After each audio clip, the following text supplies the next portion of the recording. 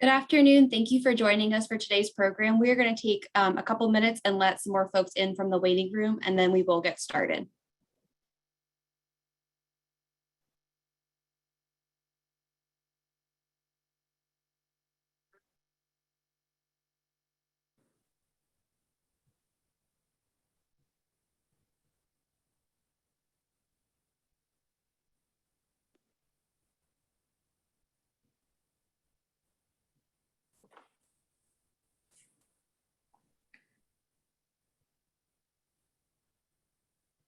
We'll take just one more moment and get started. If you're just joining us, thank you for participating in today's program.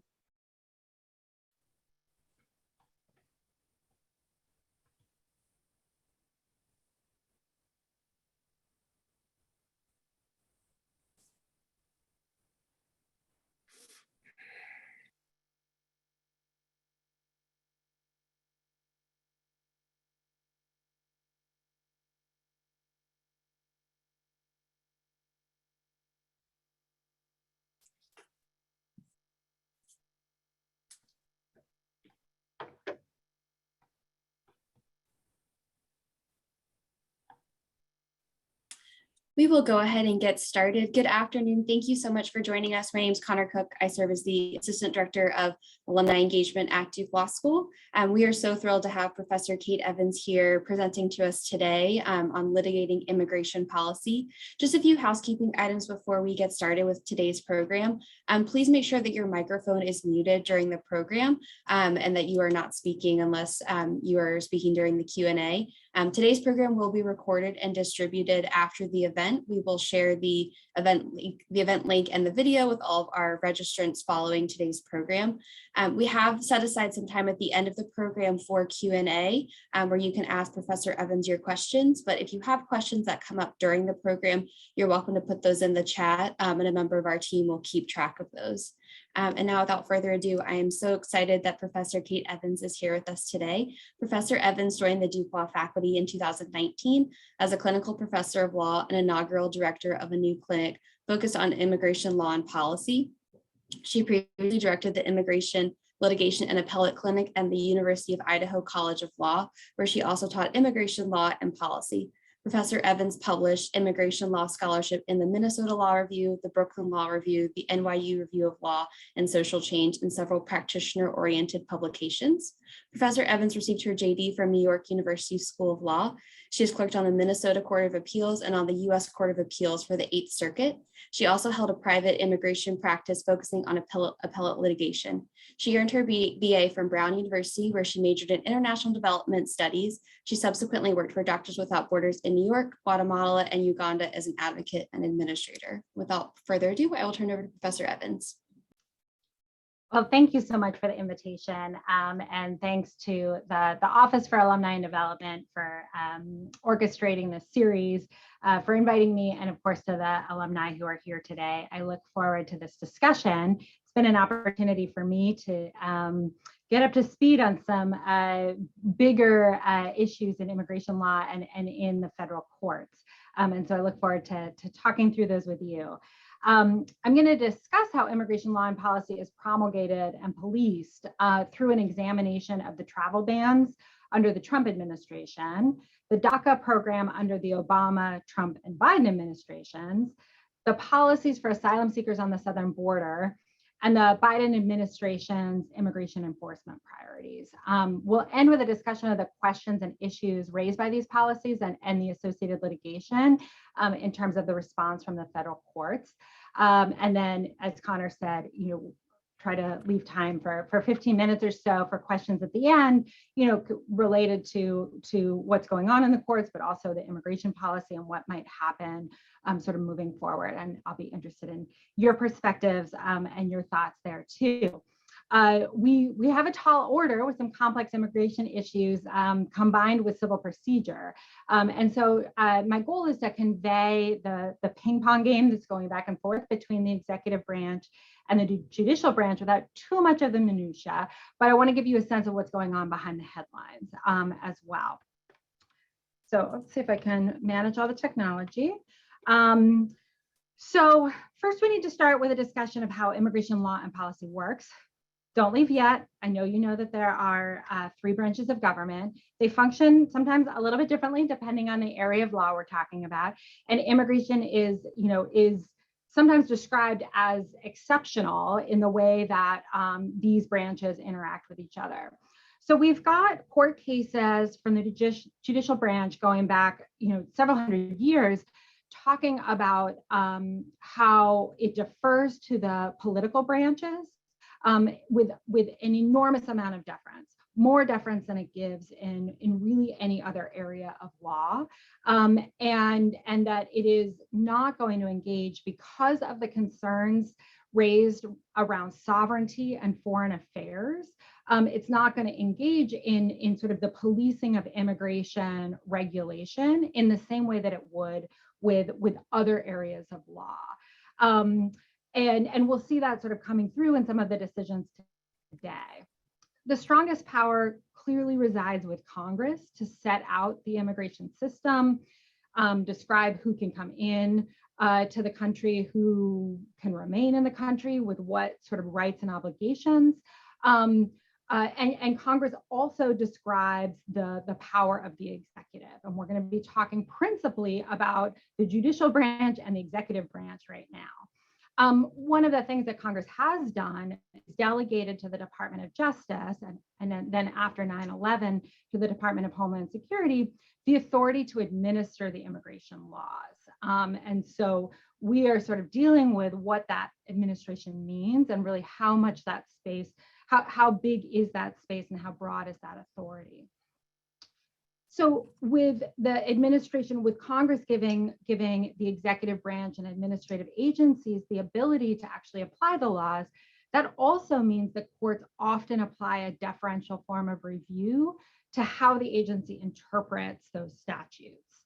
The courts will get more involved on questions of procedure and detention, particularly in the context of deporting people who are already in the United States versus excluding individuals who are outside the United States.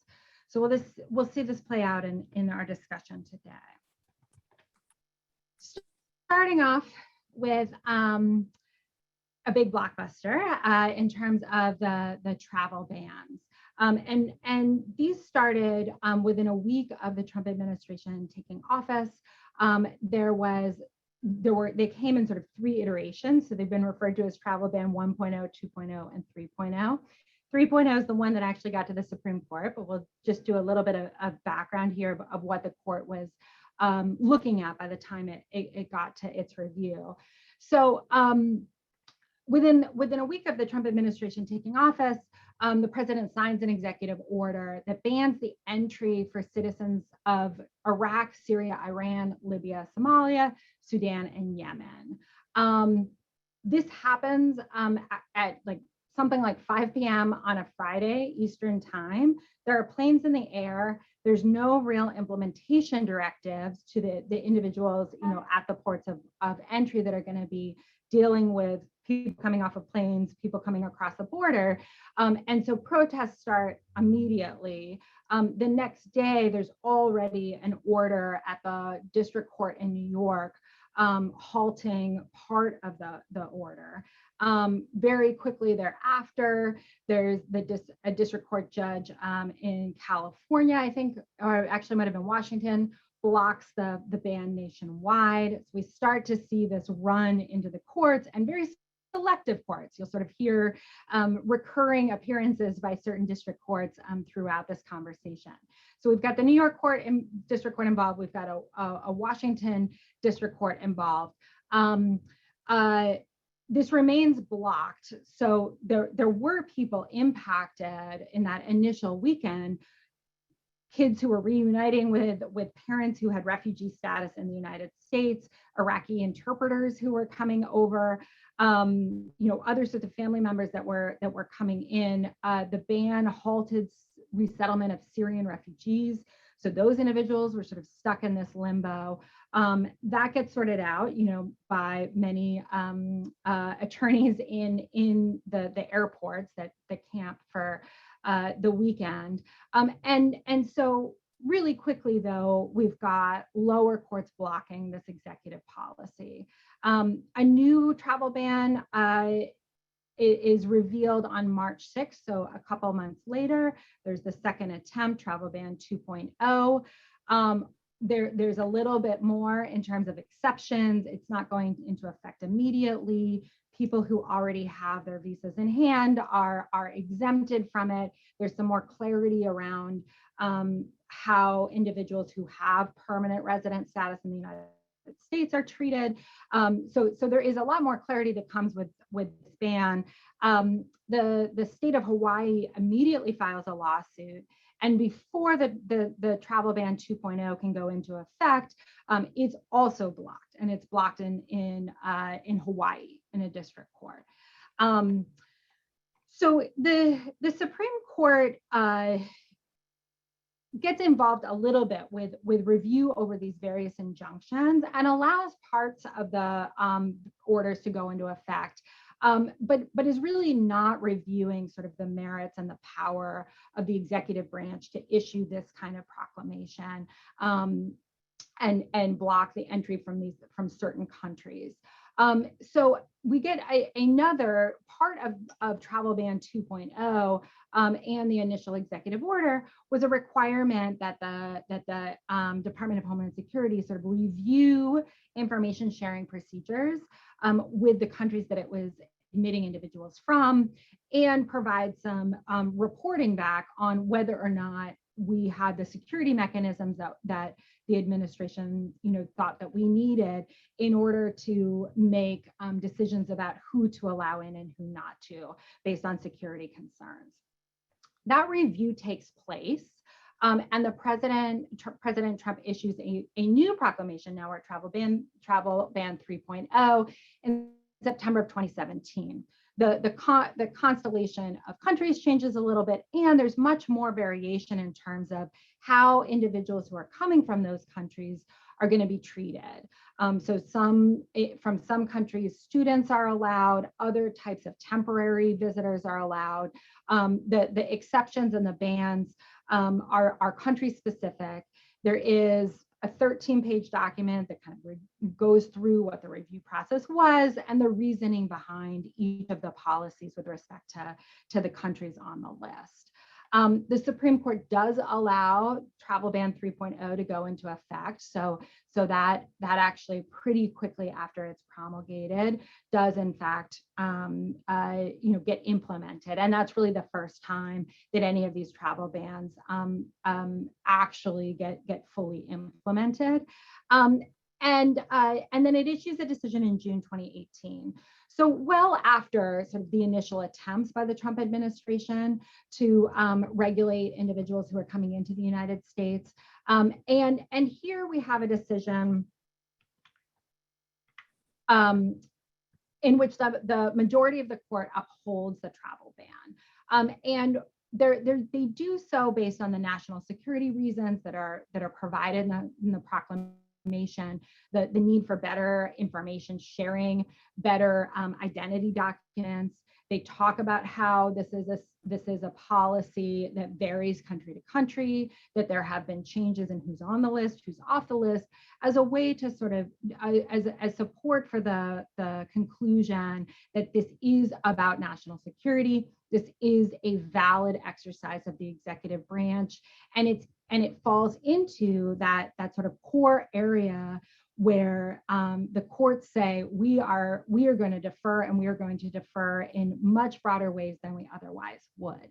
And we see that play out. We understand just how much deference is going on in this decision, because the majority is also recognizing that there is evidence of religious animus, and that there are lots of statements by the president, as well as his attorney, that this is about a Muslim ban, and that this is about beliefs about the threats and stereotypes associated with Muslim immigrants. The court's having to balance what to do with that evidence against a national security rationale that's set out in the proclamation. Ultimately, the Supreme Court says, in sort of a move to really even sort of expand the level of deference that the Supreme Court will give to the executive branch, it says basically it's going to uphold a policy unless that policy could not be explained by anything but animus. And so the court says, yeah, we've got some indications that there's animus present, but we also have this separate reasoning based on national security. And so even if there's animus sort of in the mix, we don't think that the national security rationale has been invalidated or undermined sufficient to actually strike down the rule. And so ultimately, the court says the reasons are enough. It's not going to intervene. But we also know from the decision that, were this not an immigration case, the Trump administration probably would not have prevailed, and that the policy would have been struck down under normal First Amendment jurisprudence around anti-establishment and preferencing one religion over another. Subsequent to the Supreme Court decision, President Trump expands some of the list of countries that are impacted by the ban, but ultimately President Biden ends the ban on day one, and says that it contravenes our values and also undermines national security. So invoking, again, a national security rationale for a change in policy there. This particular saga has ended, but there are similar bans going on right now that are rooted in public health amid the COVID-19 pandemic. Just this week, the DC Circuit Court is looking at whether or not the Biden administration can rely on a public health order to expel migrants at the southern border without screening them for asylum. So the challengers there point to about 1 million people who have been expelled under the Biden administration without being for asylum and the need for humanitarian protections. There are about 400,000 people expelled under Trump. So again, we're going to have another circuit court looking at what is the real reason for the policy. Is it really about public health? Are there other ways that Congress and the executive branch could accommodate those concerns? And the court is going to need to decide how deep it's going to look. The Supreme Court in the travel ban case said it wasn't going to look very far. It wasn't going to look very deep. It was going to take that proclamation at its face and sort of set aside campaign statements and other sorts of tweets and press statements that went alongside those pieces of paper. Okay, so not necessarily surprising, maybe a little discouraging for the First Amendment proponents, and certainly sort of setting up, this next wave where perhaps the politics are a little different around COVID-19, but the ultimate issues are the same in terms of executive power and sort of pretext and whether the administration's reasons are in fact the real reasons. So the next big thing under the Trump administration was DACA, the Deferred Action for Childhood Arrivals, and that hits the court in 2020. So this is a policy that was actually initiated under the Obama administration in 2012 through an executive order and then a memo coming from the Department of Homeland Security. So still this agency action here in the executive branch. It allows for people who came to the United States before age 16 and who've completed high school, military service, or a GED to ask for deferred action, meaning that they're asking for an official decision from the immigration agency not to enforce the immigration laws against them. Basically, in the application, have to say that you are in fact deportable. You don't have authorization to remain in the United States, but you meet these other requirements of this DACA program, and sort of ask for this form of executive grace or prosecutorial discretion to not in fact be put into deportation proceedings. A separate memo under the Obama administration then also provided work authorization for individuals who had DACA. Between 700 and 800,000 people have enrolled since it was initially rolled out. And there's something like up to 1.3 million people who could potentially benefit from the program. We've seen as the Trump administration was contemplating ending the program, We saw a lot of reporting about the economic benefits, the labor benefits, the community benefits of DACA recipients. And we also saw that there's been reporting on how DACA recipients are actually disproportionately represented in COVID first responders. And so many of the people that are in hospitals and in the healthcare professions have DACA. So states sued the Obama administration in a Texas district court, enter Texas, over certain expansions of DACA that were announced towards the end of the Obama administration, and another program that the Obama administration tried to implement but was never put into place because it was blocked in this Texas court. The Texas court did not actually look at kind of the original policy of DACA. That case went up to the Supreme Court, but Justice Scalia had passed away. The court was 8 members at that point, and it split 4-4. So there was never any resolution by the Supreme Court at that time.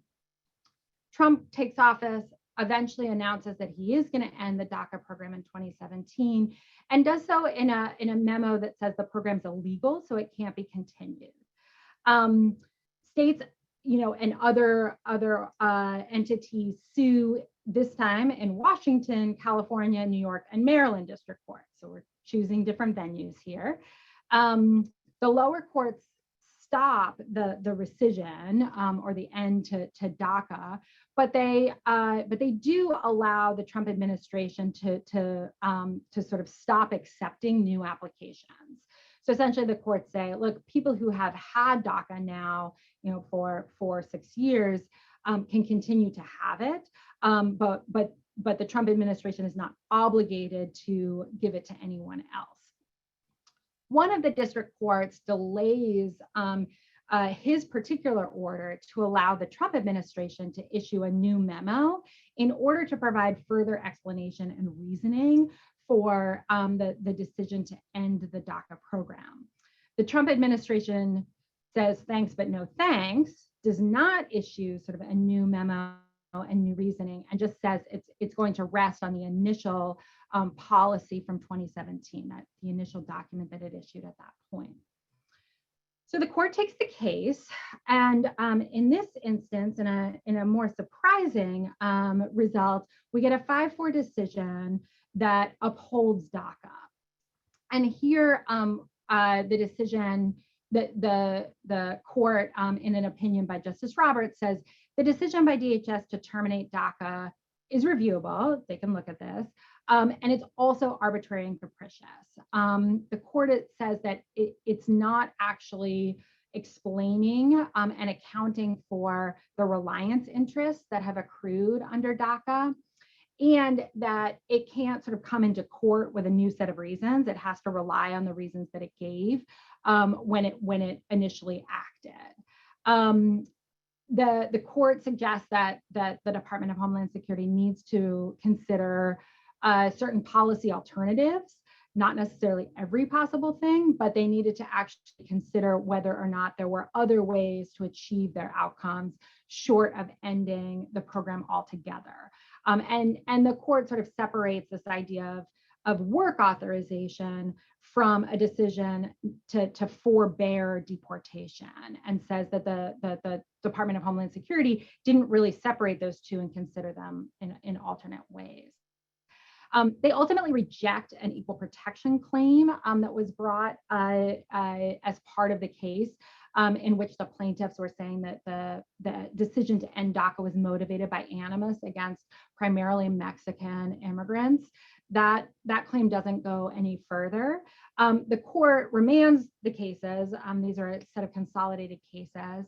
And so quickly, a district court in New York orders the government to start accepting new DACA applications based on the Supreme Court's decision. Then about 6 months later, a Texas district court says, no, actually the original DACA program violated the Administrative Procedures Act because it should have gone through notice and comment. Something that broad, that big, with sort of guidelines that really immigration officers could not deviate from, required notice and comment. again, the Texas court says renewal applications can continue, but no new applications can be granted. We've had a pro bono project going on throughout this time and been renewing DACA applications, before the Supreme Court case, after the Supreme Court case, and then sort of going back and forth with these New York and Texas decisions. So Duke Law students, I think we've renewed somewhere between 30, 35 DACA applicants, through a community partnership with El Centro Hispano. It was interesting last year when we weren't able to have anybody on campus. So I actually operated the DACA renewal program through my office window, which goes out to the street, and was doing sort of drive-through DACA renewals with students remotely and applicants coming by to pick up their applications. That's been really fun, and I know Duke Law students have really, really enjoyed the ability to make a very meaningful difference without a lot of time there. Based on what the Texas court has said, the Biden administration is going through this notice and comment rulemaking. So there would be a more robust administrative record that will come out on the other side of that. But that's a 2-year proposition potentially. Probably that rule will also be subject to litigation. And so, we will continue to see as many as 700,000, 800,000 people going back and forth again in sort of this whiplash of the courts and the executive branch. Next up, we have the Remain in Mexico program and the policy for asylum seekers at the southern border that has been sitting alongside this policy under the pandemic of actually expelling people without necessarily screening them for asylum. But some individuals have been screened, and some were screened before the COVID pandemic really hit. The program was created by the Trump administration, and it allows US authorities to send migrants who arrive at the US-Mexico border without proper documentation, without something that authorizes their entry, back to Mexico to wait out their immigration court proceedings involving their asylum applications, rather than coming in and entering the United States with a hearing date and maybe some monitoring that might happen, which had been the practice before. Those individuals have been required to stay in these like tent villages and wait for their court proceedings from there. There were about 70,000 people initially enrolled in this program throughout the southern border. About half of them were ordered removed, and they were ordered removed when they were actually not at their court hearings. And that raised a whole host of questions about the ability of individuals to actually be admitted into the United States for the purpose of going to their hearing, as well as the reasons that they might not be present, including thousands of publicly reported attacks against people subjected to this policy. So migrants being incredibly vulnerable in these encampments, and therefore, targets of narco traffickers and other just sort of criminal activities. The Biden administration says we're going to end this program. We don't think it's sustainable. It's incredibly resource intensive. It's subjecting people to harm. It's not really effective because people are trying to evade that particular program and come in anyway. So it's not really doing what it's supposed to do in terms of keeping people, outside the United States until there's been a decision that they're entitled to asylum. And increase the administrative burden in just creating a whole new apparatus along the border instead of investing in the immigration system and the asylum system within the United States. So they issue a memo in June 2021 outlining these reasons. And during that time then, after they had initially shut down the Remain in Mexico policy, 13,000 people are admitted in so that they can pursue their asylum cases from within the United States. We have one of those. We're just entering that sort of process right now. And that family illustrates everything that we sort of hear about this program. They were fleeing Honduras when their son was really brutally beaten nearly to death, and then they received associated death threats to the rest of the family. They fled to Mexico. They showed up on the bridge, asked for asylum, were enrolled in this Remain in Mexico program, and were shortly thereafter kidnapped, the entire family. The parents and the two younger children were separated from the older son that had been the target of the gang in Honduras. He was also the target of narco traffickers in Mexico.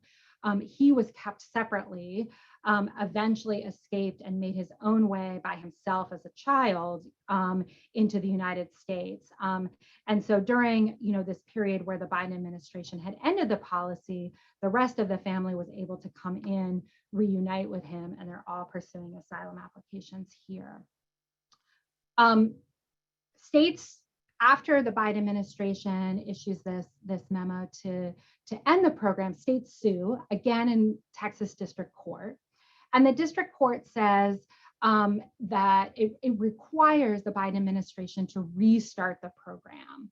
It says that the statute, the immigration statutes, require the Department of Homeland Security to detain anybody who's coming into the United States and lacking the authorization to do so. And that because the Department of Homeland Security is not able to detain everybody because they don't have capacity to, the program itself, the Remain in Mexico program, is required as an alternative.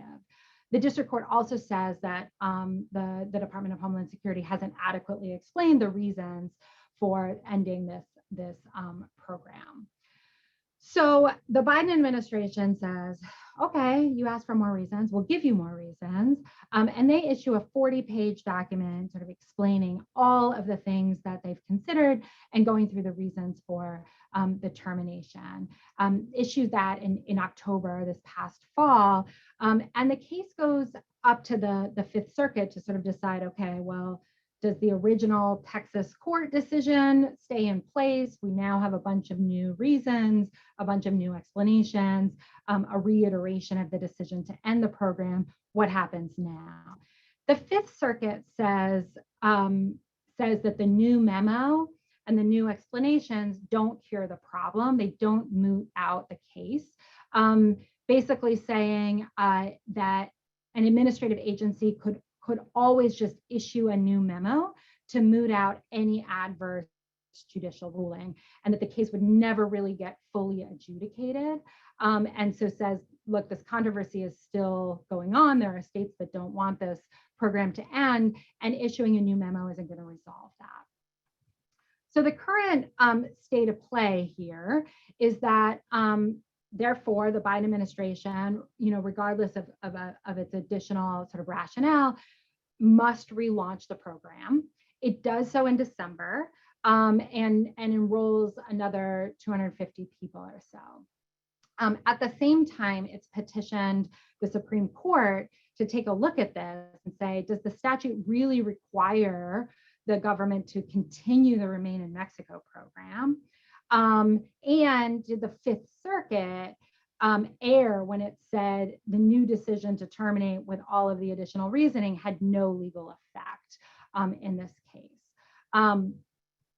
So we've got a lot more background and a lot more explanation from the executive branch than what the Supreme Court seemed to think was needed in the DACA case, and certainly more than what the Supreme Court had in the travel ban case when it did uphold the policy.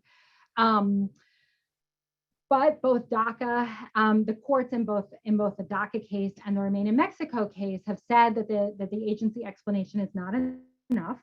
So we'll see if any executive can support its decision, whatever that decision might be. And these outcomes, have prompted concerns about whether the court's decisions here are motivated by the procedure that the Biden or the Trump administration has undergone, or if this is really outcome driven in terms of the court's decisions. Excuse me. So that's the initial attempt to end the Remain in Mexico program and the restarting of it now with Border Patrol. So our final issue, to sort of illustrate the tug of war that's going on between the court and the executive branch, is around enforcement priorities.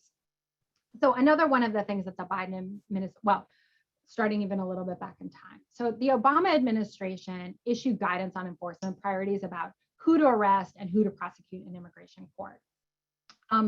The basic rationale here was there are about 10.5 million people in the United States without authorization. The Department of Homeland Security and the Department of Justice do not have the capacity to arrest and deport everybody.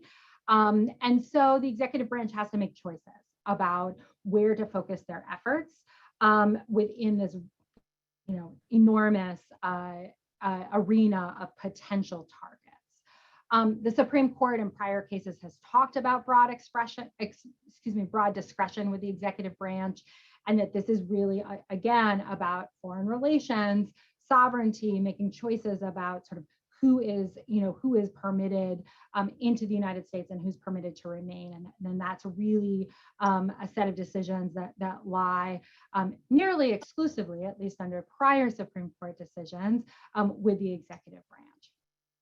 The Trump administration ended those enforcement priorities and said, basically, if you're here without authorization and we find you, we are going to prosecute you. We're not sort of going to choose between, categories of migrants or characteristics of migrants to prosecute. The Biden administration, again, sort of comes in and reverses course once more and sets out a set of priorities focused on individuals engaged in terrorism or espionage. Not very many of those actually come up. Individuals who've been convicted of certain classifications of crimes or are members of gangs, or individuals who've entered the United States after November 2020 or after November 1, 2020, so right before the election. States sued in the Texas District Court, so we're back to one of the favorite fora, and the district court enjoined the policy. It's said that the statute required detention of certain migrants, that you couldn't actually pause deportations, and that there just wasn't enough reasoning, and again, that there wasn't notice and comment on this procedure. That case goes up to the Fifth Circuit. Eventually, there's a decision by the full Fifth Circuit that says, yes, we are supporting the district court decision and we're enjoining the priority memo. The Biden administration, in the meantime, as this litigation is going forward, issues a more permanent enforcement memo, same basic categories, but it gives more discretion explicitly to the ICE officers, and there's less supervisor review required of decisions that don't strictly follow those priorities.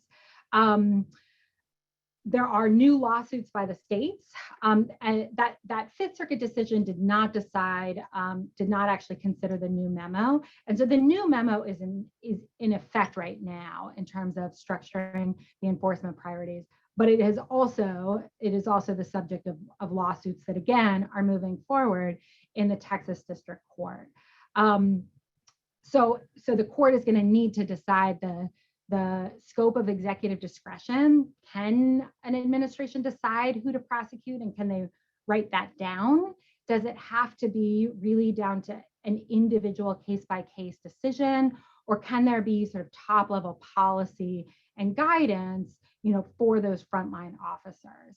I've done some research around this in terms of, what happens when there is a lot of discretion at the lowest level of the agency, and seeing that, what that looks like is a more punitive policy, that looks like more arrests, more detention when there are not checks on the use of that discretion on an individual level. I've done that sort of in the context of a system used by the government to decide whether or not to detain immigrants. We also have a case that I tried to invoke the enforcement memo with the Biden administration, using their priorities and explaining why this client did not fit within their priorities, and the individual office denied that. So we're absolutely seeing deviation from what that memo looks like. So finally, we've got a bunch of questions here on the role of the courts in overseeing presidential immigration law.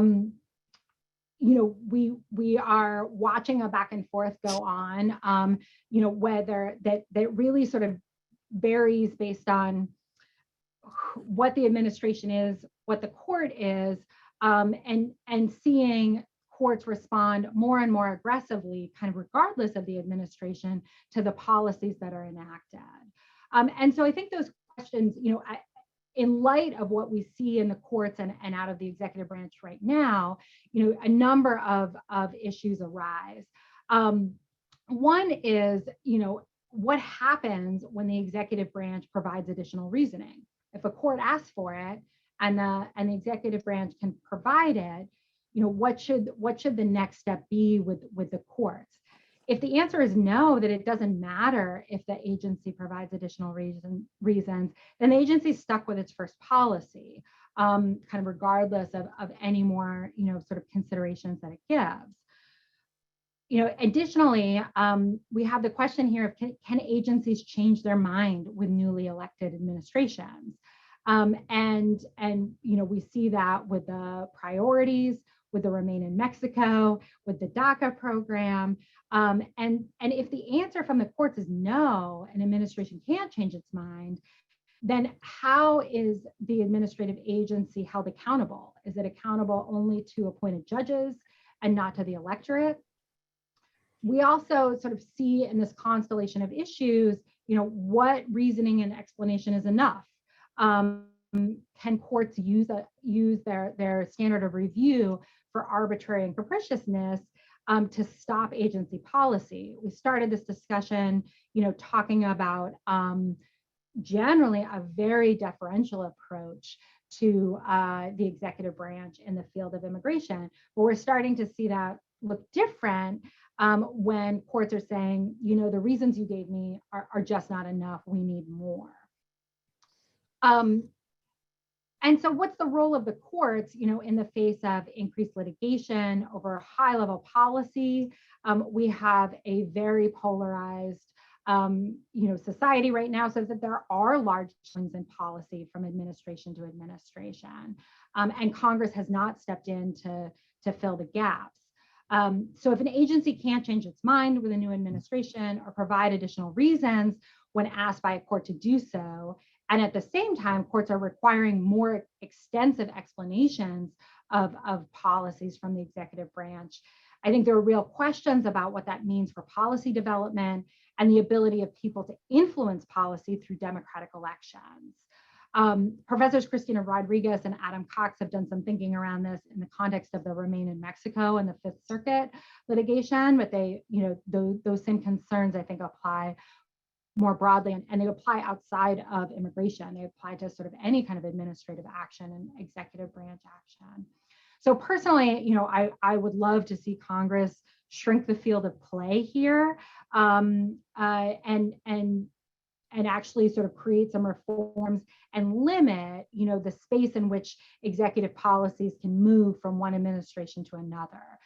There is big, broad agreement around sort of key principles for reform among the American public, regardless of party affiliation. And I think that would go a long way to protect the integrity of the courts, which right now seem to be players in a battle over the wisdom of policy, and would also certainly provide a lot more stability to people's lives. Absent that, we might see in the Supreme Court review of the Remain in Mexico policy, a decision that helps solidify the standards for the courts and the parameters for what kind of decision-making and explanation can agencies engage in. I think we need the court to enforce a constitutional baseline and a procedural baseline, but I think it's also, in watching these cases play out, it's ultimately really concerning if courts can hold agencies accountable, but the electorate cannot. And so with that, I want to turn it over to your questions and reactions and hear what you have to say. And to do so, I will stop the share, if I can actually see you all. Thank you, Professor Evans. So we do have some time set aside for Q&A. So if you would like to ask Professor Evans a question, you're welcome to take yourself off mute and ask a question directly, or you can also put your questions in the chat, and we'll make sure that we see any questions that are in the chat. So if there's anyone that would like to go first, please feel free to kick us off.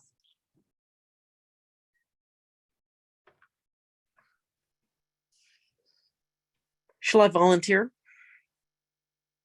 Absolutely, Ellen. I'm almost certainly the oldest person involved in this, including Professor Evans. I was just going to mention the role of international law.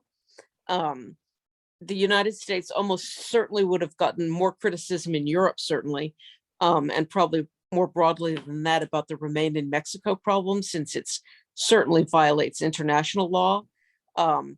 But sort of luckily for the United States, Europe was starting in 2014, 2015, busy violating international law itself, with the wave of refugees that were coming from as far east as Afghanistan, Syria, Northern Africa, Southern Africa, you name it. I was at that point in the Amsterdam road station. Then when Trump came in, I moved to the Amsterdam airport. It was an interesting workout for my linguistic skills. But I just wondered what Professor Evans's reaction to that was. Yeah, I mean, I think you're right. And you know, that what is going on does in fact violate international law. Without being an international law scholar or practitioner, I also think that that's not necessarily going to carry the day in the U.S. courts. I think where there is, you know, where there is in fact sort of hope for the manifestation of international law is through Congress's statutory provisions around asylum and other forms of humanitarian protection that are rooted in those treaties that we've signed.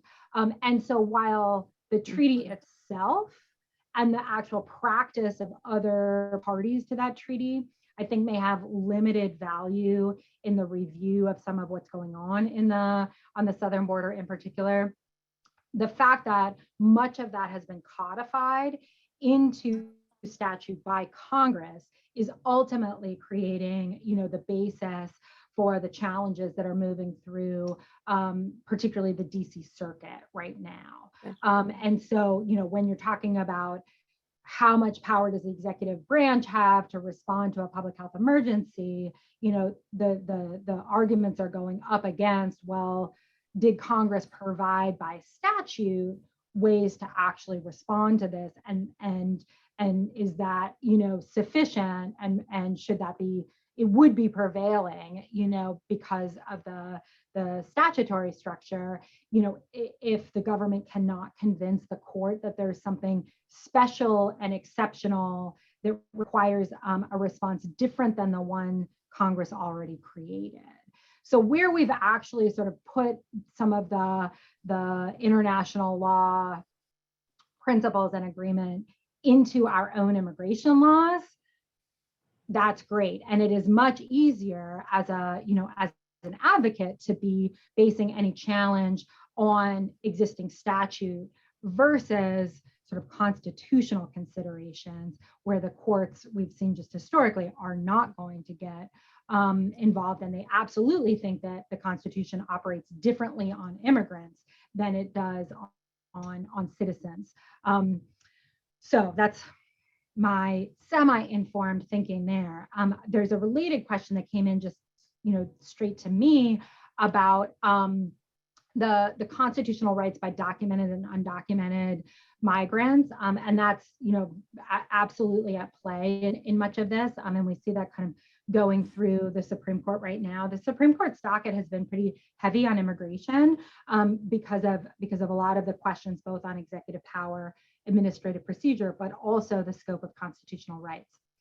Generally, the Constitution, you know, the Supreme Court has said, you know, if you are in the United States, you're fully covered by the Constitution, at least with respect to due process. To some extent, the Fourth Amendment, certainly the Fourth Amendment as applied to criminal law and all of the constitutional protections associated with criminal justice, the criminal justice system. The ability for an immigrant, though, to invoke the Fourth Amendment when evidence is being used against them in immigration court is different. The Supreme Court has said we're not going to kind of create the same level of remedies in immigration court. So we're going to kind of lessen the protection of the Fourth Amendment in that context. And so, it varies. We see the First Amendment yielding to the interests of immigrants regularly. And so that sort of national security interest by the government, it's not unusual for the court to say that an individual's, freedom of religion and interest in free speech are subservient to the government's interest in regulating immigration.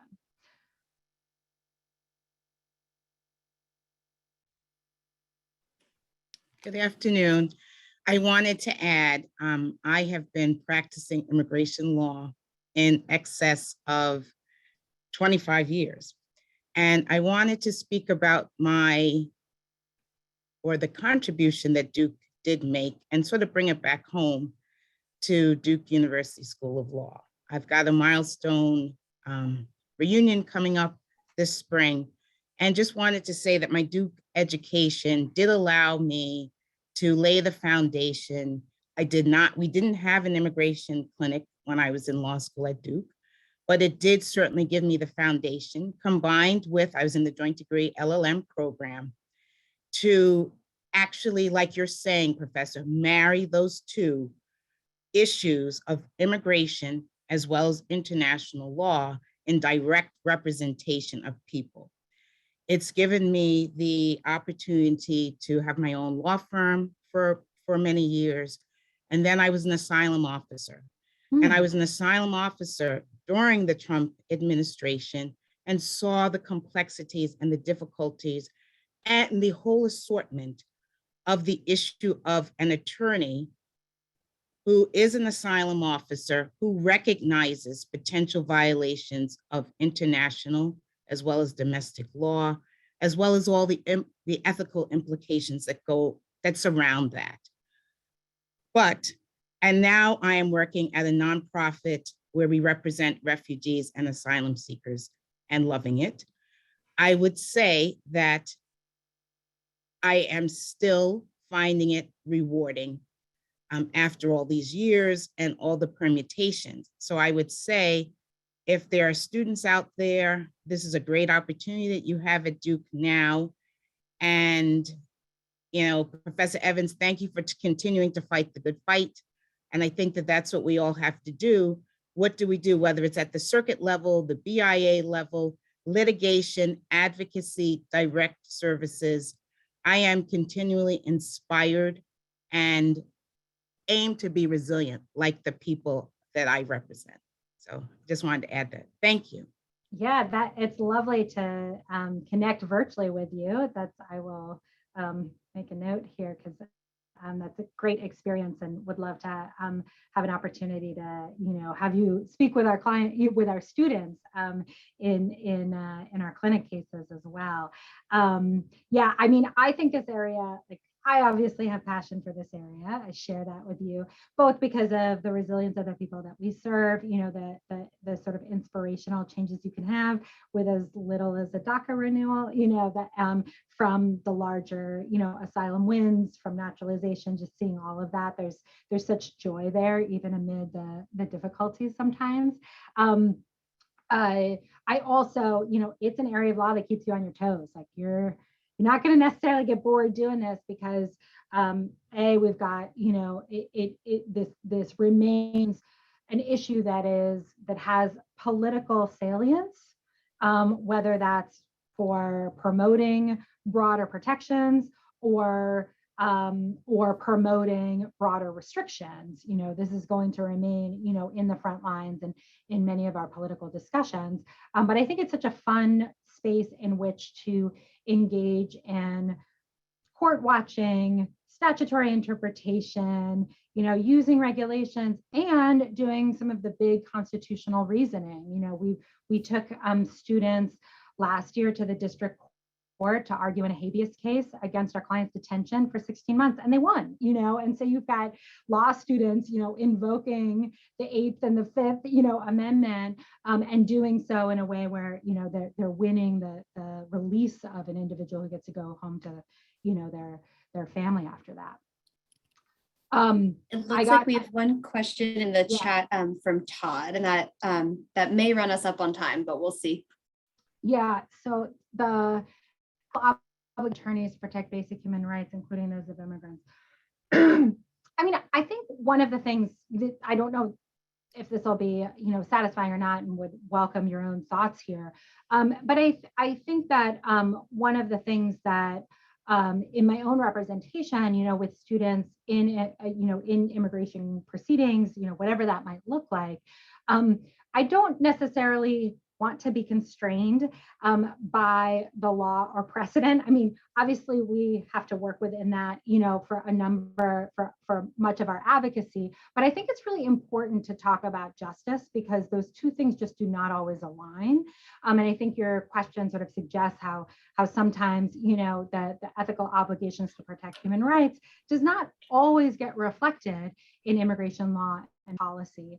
And so I think, it is important to sort of give voice to that justice message, even if, there might not be a site for that in precedent in quite the same way. And it makes clinical education really exciting because I've been doing this, I think, maybe 12 or so years, and can get a little bit more rigid and a little less creative in my thinking. But students have a pretty intuitive and strong sense of justice, and can sort of see past what might feel like, a lot of layers of barriers and restrictions to those messages. And so that I think also sort of brings that awareness to me and kind of keeps me, engaged and focused on the right issues. But I think it also speaks to the obligation to call out those injustices in the face of government attorneys, in the face of judges, in the face of sort of others, involved in, in this, in the immigration process. And I think more broadly, something that is incredibly frustrating, right, is that there has been for a long time broad consensus on the need for immigration reform and essentially what that immigration reform looks like. And much of that is, kind of geared around some of those human rights considerations. And so, trying to do what any of us can through the political process, that often the court will look to, that's the requirement. We need Congress to step in. There are 3 branches for a reason, and my discussion today, only focused on 2 because we are just not seeing a Congress, engage in this space now for years and years and years, despite sort of a cry from the constituents they represent to do so. Wonderful. Thank you so much. That is going to wrap up today's program. We are right at 1 o'clock. Professor Evans, thank you so much for leading this presentation today. I know I enjoyed it. I know it seems like everyone else did as well. As we mentioned at the top of the program, we did record today's session, and it will be available in the coming days. If you have any questions, if we weren't able to get to your question, you're welcome to email them to our office. We hope that you will join us for another program again in the future. Thank you so much and have a good afternoon. Thank you.